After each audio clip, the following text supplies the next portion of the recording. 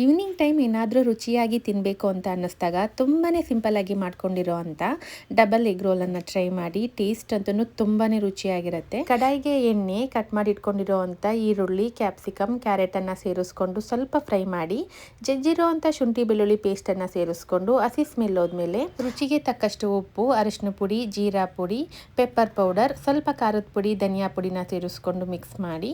ಇವತ್ತು ಅಕ್ಷಯ್ ಕಲ್ಪ ಅವರ organic ಎಗ್ಸನ್ನು use ಮಾಡ್ತಾ ಇದ್ದೀನಿ. ಇದು ಫಾರ್ಮಲ್ಲಿ ಬೆಳೆದಿರೋದ್ರಿಂದ ನಾಟಿ ಮೊಟ್ಟೆ ಆರೋಗ್ಯಕ್ಕೆ ತುಂಬಾ ಒಳ್ಳೆಯದು.